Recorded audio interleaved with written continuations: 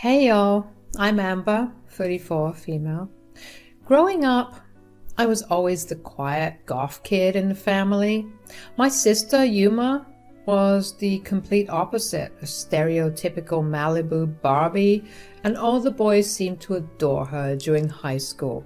To be honest, I felt pretty insecure about it back then, because people would only get close to me so that they could get closer to Uma. It was a huge hit to my stupid hormonal teenage ego. Then the unthinkable happened. A boy liked me for me. I thought I'd found true love and acceptance when I met Eric, my husband, in college. It felt like he loved me for who I was, and for the first time I was genuinely happy. But Yuma has this superiority complex. Growing up popular and always having boys fawning over her made her crave and expect attention. She was the classic pick-me girl, always seeking validation from men because she was accustomed to it. Plus, she was a total daddy's girl, and Dad spoiled her endlessly. Our dad, Richard, had a unique way of bonding with us. He appreciated my love for building and engineering as well as my dedication to hard work, so we'd spend time working on the cars during the weekend. He'd take me to museums and just help me build stuff like Lego sets and other things. He was quite wealthy, but he remained humble, and I'm sure he appreciated our time together. Yuma, on the other hand, seemed only interested in material things. So to bond with his precious baby girl, he'd just comply with everything and anything she wanted, which was a bad move on my dad's part, I'll admit. And I don't like speaking ill on the dead, but don't worry, because he even used to say he was spoiling her too much. So as I implied earlier, my dad passed away, and it hit all of us like a truck. He was my best friend, and I really didn't know how I was going to navigate life without him. So there we were, gathered around Dad's deathbed, me, Mom, Mina, and Yuma. Dad was expressing his love for each of us, and it was both heartwarming and heartbreaking at the same time. He wanted peace, especially after he was gone, and he didn't want any family feuds over his will. Typical Dad, always trying to avoid the drama. I can't say I blame him. Living with 3 girls for all those years can kill a man. Which I guess was what happened, lol. The funeral we held for Dad was beautiful, and everything went as smoothly as it could under the circumstances. We wanted to honor his memory in the best way possible, and I think we succeeded. R.I.P. Baba. But, of course, after the funeral came the dreaded reading of the will. Like I said, my dad was rich, and although we didn't care too much about money, Dad's words were ominous when he said he didn't want us to fight, meaning that someone, most likely Yuma, would be upset because she was spoiled and wanted everything. We all met up with the lawyer to discuss Dad's wishes. Eric decided to come to show me emotional support, and I appreciated it, considering it was a somber occasion. Sitting there, waiting for the lawyer to arrive, I noticed something that made my blood boil. Yuma was being blatantly flirtatious with Eric right in front of me. Surprisingly enough, the flirting alone didn't surprise me. It wasn't the first time, like I said. For lack of better words, Yuma was an attention snore.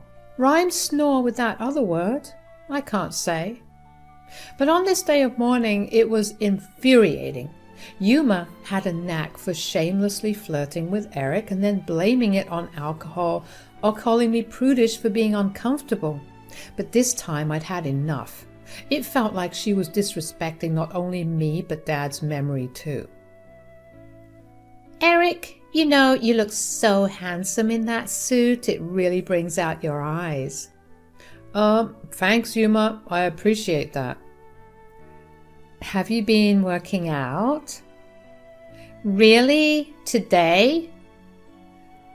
What? I know you can't go 2 seconds without getting attention, but can you please have some dignity? It's embarrassing. I was just trying to lighten the mood. It's so depressing here. Lighten the mood? Dad just died, Yuma. This is his funeral. Have some respect. You're such a pig. Amber! Stay out of it, Mom. Guys, maybe we should calm down a bit.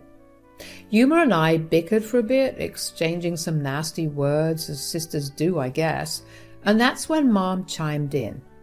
The lawyer is finally here. Let's not have any drama, okay? We need to focus on Dad's will. I will pull the both of you out of there if you start anything. Fine, but seriously, Amber, you need to chill. Chill? You're the one flirting with my husband on the day of Dad's funeral. Let's not fight, please. We're all upset and arguing won't help. That's right. Dad wouldn't want us to fight over this. I'm sorry, Amber. I didn't mean to upset you. Well, just keep it in check, okay? This isn't the time or place. The lawyer is ready to begin, so let's gather around and listen to Dad's wishes. Fine, whatever. Let's just get this over with. The tension in the room remained thick as we all sat down waiting for the lawyer to start reading Dad's will.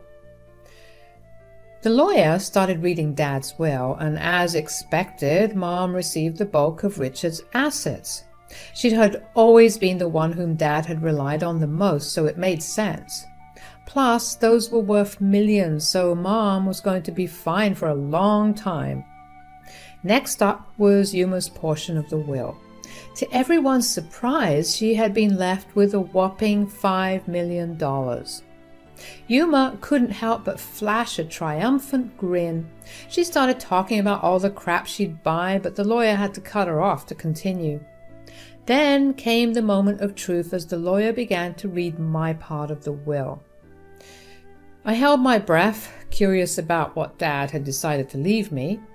The lawyer's words caught me completely off guard. Amber, your father has bequeathed to you a property known as Cordon Blanc. I couldn't believe my ears. Cordon Blanc? That was a house Dad had always talked about wanting to buy.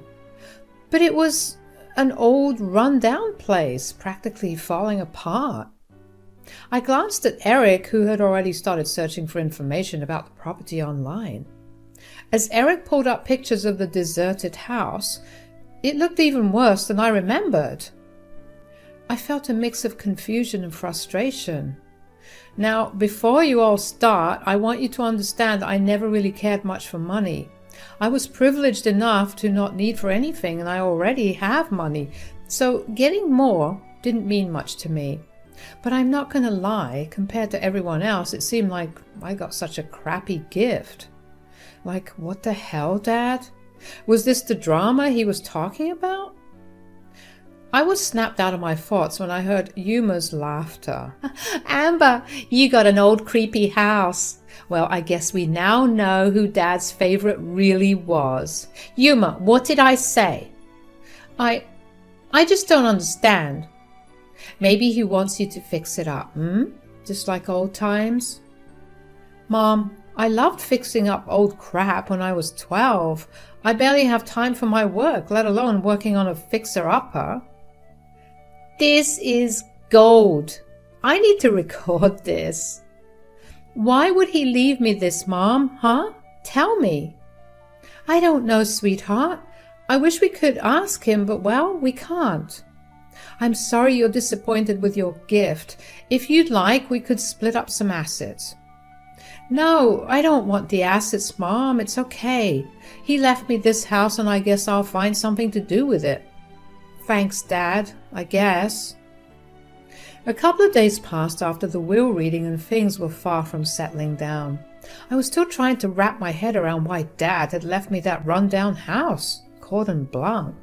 It was baffling, to say the least. Then, one evening, as I was going about my business at home, I heard a knock at the door. I wasn't expecting anyone, so I was surprised when I opened the door to find Yuma standing there, holding what appeared to be a legal document.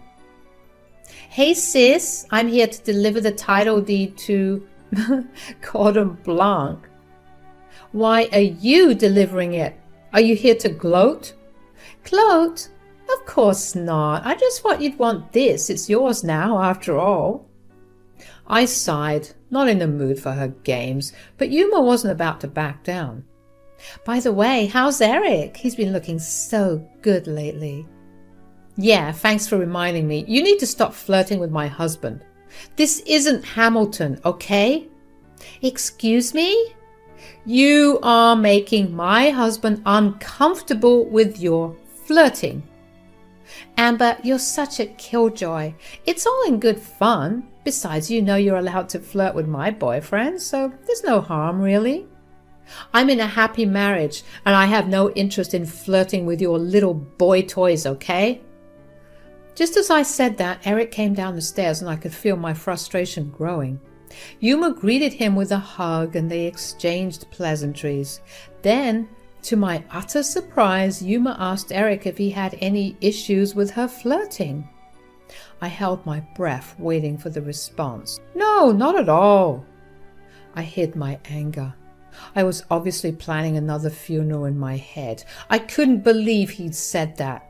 Yuma took this opportunity to gloat some more and say, "See? See?" in that annoying voice of hers. Yuma took his response as an open invitation to overstay her welcome, and they started playing board games and watching TV together. I was too furious to say anything without blowing up, so I grabbed the letter with the title deed and tossed it into my desk drawer before retreating to my work. I had to work to get my mind off of all the nonsense that was coming to my way lately. As I tried to focus on my work, I couldn't help but feel like I was losing control of my own life. My dad apparently hated me, and now my man was okay with my stupid sister flirting with him. I'm not going to lie, I was triggered. I was transported back to those moments when I was neglected at home, at school, my friends, and potential boyfriends. It sucked. Always being put last place, or worse, not even being remembered at all. After Yuma finally left, Eric found me fast asleep at my desk. He shook me awake and I felt like crap, feeling both exhausted and frustrated. Amber, you fell asleep here. Yeah, no thanks to the company you had. I was in no mood for niceties. I needed answers. Why on earth did you tell Yuma it was okay for her to flirt with you? Do you like it or something? What? No, of course not. Then what the hell, Eric? Haven't I been embarrassed enough? I didn't want to make things awkward, Amber. So you were willing to sacrifice your wife for your sister-in-law? Interesting.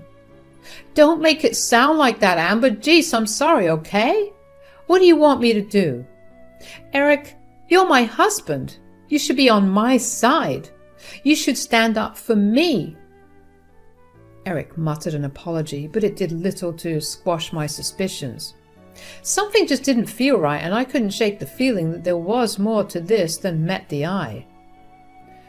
A couple of weeks passed, and the tension in the house was thicker than Megan the Stallion. Eric and I were like strangers living under the same roof. It was awkward and annoying. Every time I tried to bring it up, he brushed it off, insisting that nothing was wrong, that he was just tired from work and stuff. But I couldn't shake the feeling that there was more to it. One evening, after another silent dinner, I decided it was time to confront Eric about his attitude. I waited until we were both in the living room, and I mustered up the courage to speak my mind. Eric, we need to talk about this. You can't just keep avoiding the issue. What issue? Don't play dumb, Eric. Amber, there's really nothing to talk about, I promise. Don't lie to me, Eric.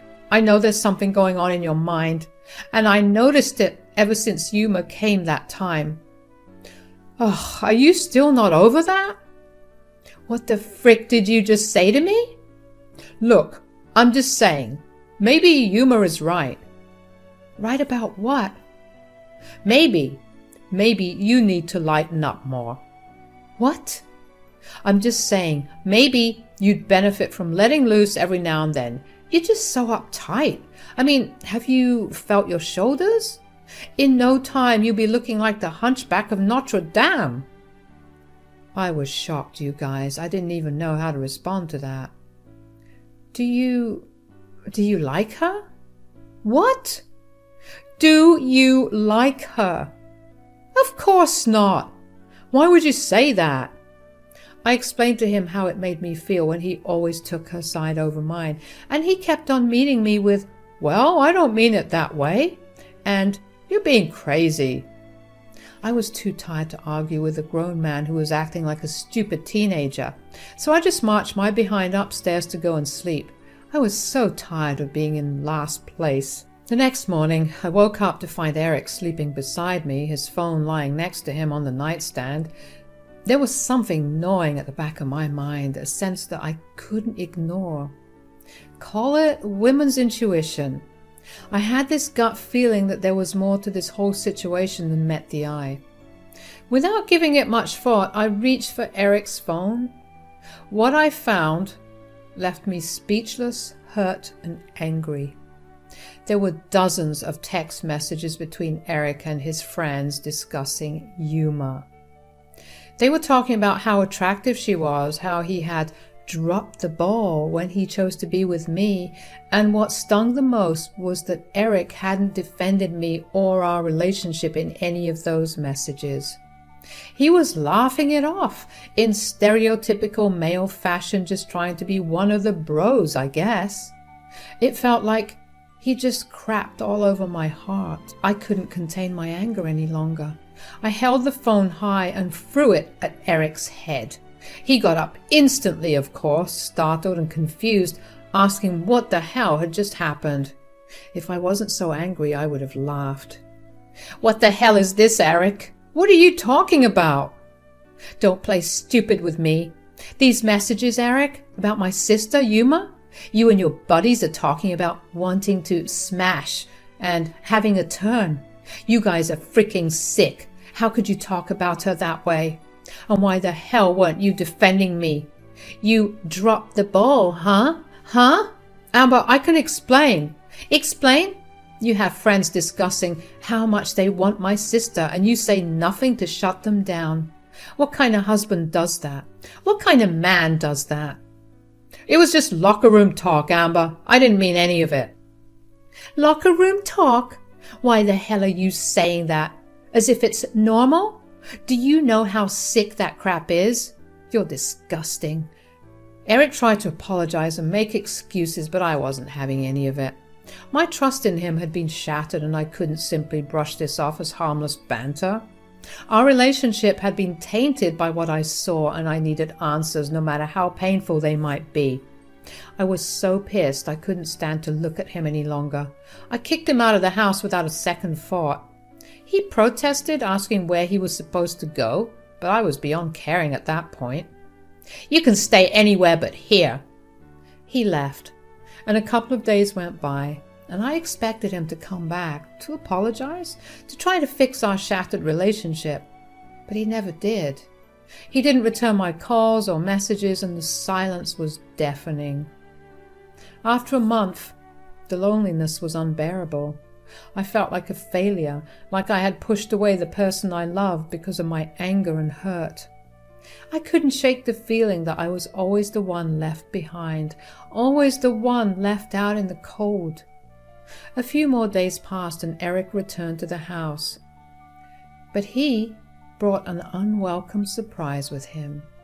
Yuma. I was seeing red and I couldn't contain myself. I tried to slap Eric, but he grabbed my hand, preventing me from making things worse. "I knew it! You two were messing around this whole time. Why are you with her? What the hell is happening?" Eric tried to explain that nothing had happened between them before he got kicked out of the house, so I technically had no grounds to say that they were messing around the whole time. But when he got kicked out, he reached out to Yuma to crash because she had always been a friend to him. That friendship, however, had turned into something more. Yuma chimed in, adding that they had grown closer in the house, and one thing led to another, and now they wanted to be together. She then had the audacity to claim that she was doing me a favor by showing me that Eric wasn't cut out for married life if he could be so easily stolen. "How could you both do this to me? What the hell is wrong with you? Eric attempted to justify himself, mentioning the $5 million inheritance that Yuma received. He said it was a sign that my father saw potential in her, and he wanted to explore what he felt with her. Your father? Don't you dare speak his name. Amber, you need to calm down. Does Mom know about this? Well, no, but that doesn't matter. Yuma had a smug look on her face, and that was the last straw for me. I couldn't take it anymore. I yelled at both of them, ordering them to get out of my life for good. Yuma and Eric attempted to reason with me, but I was beyond reason at that point. I was yelling and breaking things in an angry state. Eventually they left, and I was left alone in the mess I had created. I felt like a sobbing mess, utterly hopeless and embarrassed. Why did this have to happen to me? At that moment, something clicked in my mind. I remembered the title deed to that stupid, worthless house, Cordon Blanc.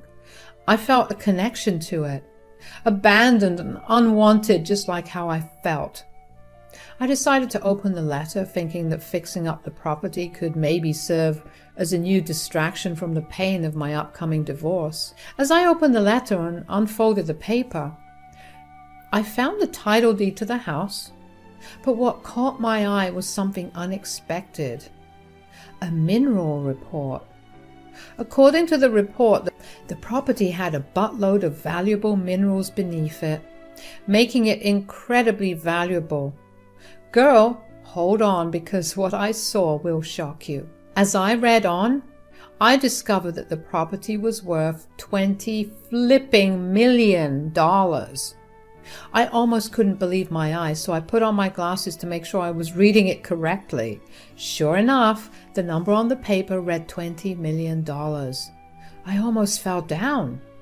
My heart raced as I noticed there was another letter tucked inside the envelope.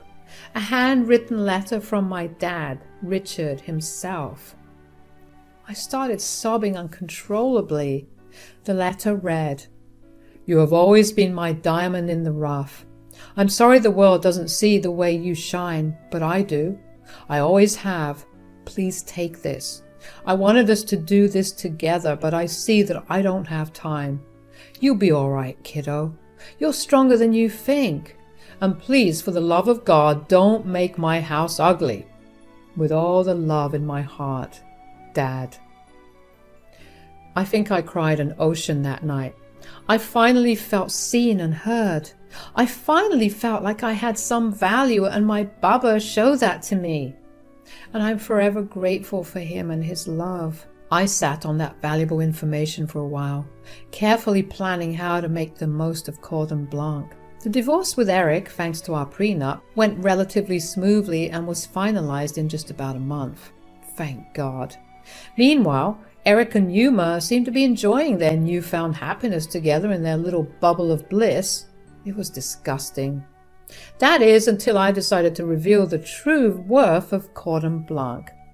I shared the news in our family group chat, which Eric was still part of, and the reactions were nothing short of explosive. Messages from my mom came pouring in, congratulating me and mentioning how she always knew the house would be great. My mom in particular was very happy for me, saying that this was a beautiful gift.